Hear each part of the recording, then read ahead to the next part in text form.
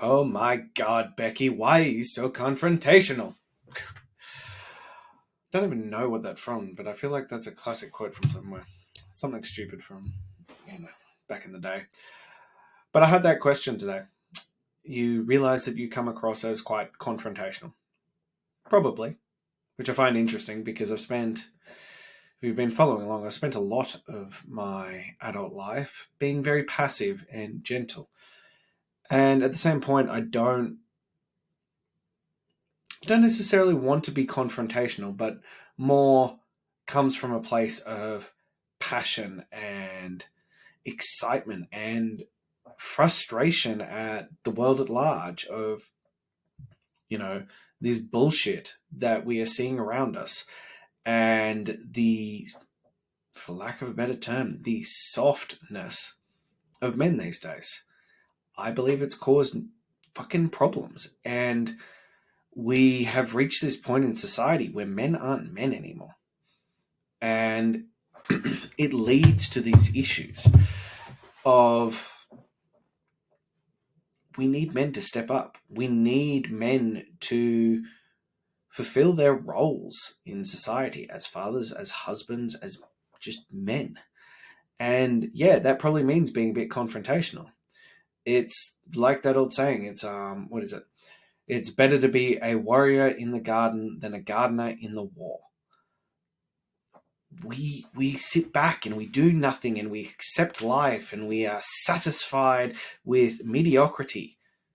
And I have been there. Part of the reason why I get so fucking fired up is because I was that guy that I succumbed to just making money for the sake of making money. Not necessarily because it's what I was called to do, not necessarily because it's what lights my soul on fire, just to get by. And it's a sad fucking existence. And I think so many of us these days are just chugging along through life and, this slow march to death.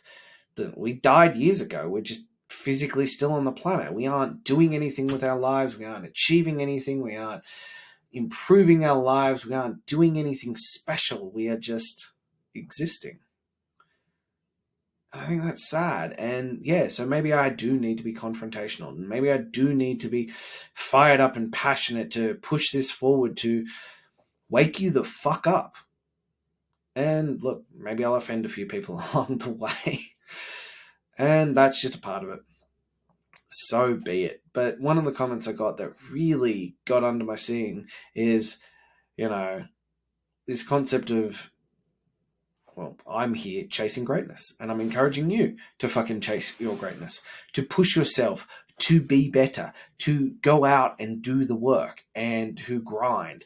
And the comment was, oh, well, some of us are just here to get enough to get by on. To get fucking by on? What kind of life is that? Period. Like, forget having children, forget having a wife. Just, I just want enough to get by on. How sad is your existence that is your goal in life? To just get by. That you don't want to chase something, that you don't want to pursue something bigger than yourself, to go out and chase your passion and be fulfilled and be filled with excitement with your days and to do things that lights your soul up and that makes you, just fuels you, that goes, that just gives you that energy to do things in life. How do you wake up in the morning and go, getting by? Life's fucking average AF. Like, we're good. We're just getting by. I understand when you start there. I understand, like, existing in that point, but you then pursue more. I can't imagine just being like, well, this is my lot in life. This is it. I'll just kind of float down the river from here on and that'll be it. Like, and pursuing something more and bigger doesn't have to be money. It doesn't have to be anything that anyone else will ever see. It could literally just be in your home. It just could be being the greatest fucking father that you could possibly be. in delivering the best life for your children. It could be showing up as the best husband and just in your family unit being the greatest version of yourself. But that's still worth pursuing. It doesn't mean it has to be money. It doesn't have to be, chasing a dream or anything like that. Your passion could just be your kids. I know they're my number one. Yeah, I'm out here doing the work in other areas. I know I'm out here pursuing something greater than myself to change lives, to change men's, fathers, husbands' lives so that they can be the best version of themselves. But that's what I feel called to do. But my kids are still number one. I actively choose not to work through the middle of the day. I work at the extreme ends of the day. I get up at the butt crack of dawn. I'm up at 5 a.m. every day. And then I work till, depending on how fucked I am, between 10 and midnight most nights. So in that middle period that I can be with my kids, from about 11 till 4, most days, I spend with my children, especially while they're young. These are their formative years. They are my number one priority. And I'll fucking grind my ass off the other hours of the day to spend that time with them. I ain't here to settle for mediocrity. But that doesn't mean I'm sacrificing my family for that. It doesn't mean I'm sacrificing quality time with them. Because when I'm with them, I am all fucking in. I am there, I am present, and we are doing whatever needs to be done. I just cannot fathom this concept that we have reached a point in this society, in this world, where it is honestly to be like, just accepting where I'm at and this is as good as it gets and that's the end of it. Like, what kind of life is this? Like, I am so frustrated with myself that I spent so long, legitimately 10 years in this shadow career, avoiding pursuing this, avoiding doing this. I get frustrated with myself on that until I take a step back and go, that was what was required to make me this man, to make me this passionate, this fired up, this ready to go to war on this concept of men accepting their average as fuck life and not pursuing something greater, not showing up and doing the work to be the best version of themselves, to be the greatest version of themselves. I wasn't ready. I fucking opened my gym when I was 21 years old. Do you know how much of a child I was then? Do you know how naive I was? I blew what little success I had then. God knows what I would have done if I'd had true success, like I'm having now. I was a fucking child. And who was I to try and educate men on how to live their life? Who was I to educate on how to life coach, for lack of a better term? I hadn't fucking lived any life. I needed to do those things to get to this point in life where I have kids and I realize how much of a responsibility, an honor, and a privilege it is to have them. And then what that then entails to be the best father I can be.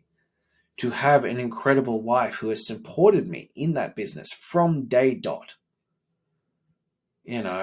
Through ups and downs, and has always supported me and believed in me that one day we would get to that point. I needed to go through that to get to this point so that I can be the best version of myself, so that I can show up here as the best version of myself. You need to go through the losses. I got that comment as well. I earned more. I think there's more value in losing than there is winning. There is more value. There's more lessons in losing. You gain more lessons and knowledge and fire from losing. But there's a big difference between playing the game in the fear of losing and playing the game to fucking win. And I want to win. I want to win everything that I do. I want to go out and crush the competition, and I want to be the best that I can be every single time. And when I lose, which I don't like doing, I fucking hate losing, you better watch out. You're right, I do. There is more value in losing in that capacity of lessons. Because if I lose, the fucking fire and passion that comes out of me after that is next level. So yeah, There is, I suppose I was wrong. I suppose I was wrong on that statement. There is value in losing because it fires you up for that. But the point is to fucking win. You don't go into it going, oh, I hope I lose so I gain some value from this. No, fuck right off with that shit. What you want to do is fucking win and dominate. And when you don't, and it hurts and it eats at you and it crushes you, that's when you find out who you truly are. Do you then sulk away and do you quit, or do you get fired up and go again? It's also why 126 to Greatness has no days off. Because it's about winning every single fucking day. That you need that desire to win, that you cannot risk losing, that you will show up every single day and do the work and crush the competition. You will do the work to be the best version of yourself. Half the time the competition is just you. The pathetic version that you used to be, that you are slowly destroying day by day to become the greatest version of you. Because you have to get rid of and destroy the version of you that got you to this point. And if you aren't happy, if you aren't satisfied with where you currently are in life, you need to make better choices. But to consistently make better choices, you have to get rid of the old you. You can't simultaneously be the greatest version of yourself and the version that created the life that you didn't want. It's not possible. You have to destroy that version of you and then step full force into the greatest version of you. So yeah, I hate it when I lose, and I take great lessons from it, and I make sure it happens as infrequently as possible. But I don't ever focus on losing. I go into everything, made up competitions or not, expecting to win because I do the work. I show up every single day and I do the fucking work, and I win because I do the work. And when I lose, as I said, I go away and I work out why I lost and I work out what tripped me up, and I go to work harder and I continually push forward and figure it out, and I will come back as a different fucking man and I will destroy the competition next time. And if that isn't you, I don't know what the fuck you're doing. Maybe you lost your way, and that's okay. That's absolutely fine. As I said, it took me 10 fucking years. 10 years, a decade of my life. Actually, more than that. It's technically 11 years. So a third of my life to get to this point. To realize why I got lost. And I was not that way. I was not soft and gentle and kind and this super pushover point, and it's like, whatever you want, whatever goes type of person before this.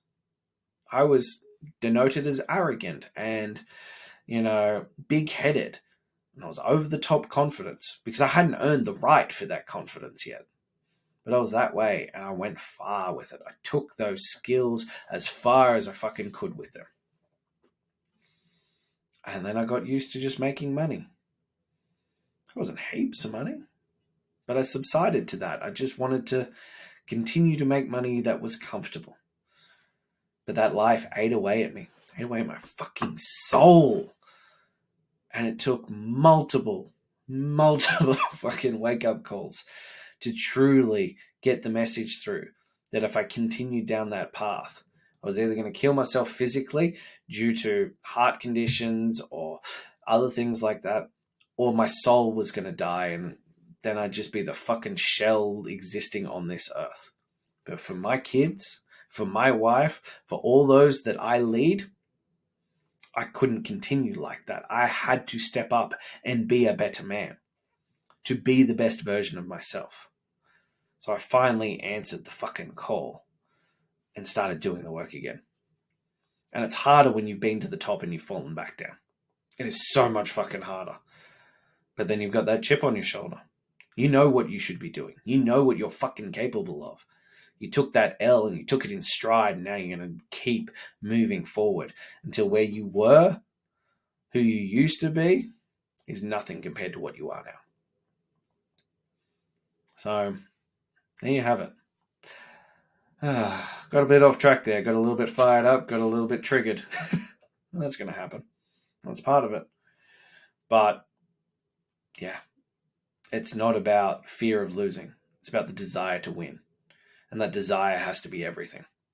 And that winning can be for others. The winning can be for your children. It can be for your wife. It can be your family and anyone and everyone that you lead. So my question for you is, are you willing to step up? Are you willing to finally shed that mediocrity that you have settled in, to say goodbye to that shadow career and actually step into the passion and the calling that you were meant for? Because many are called, few will answer, only the great will succeed. Are you ready to start chasing greatness? If so, you know where to find me. Until then.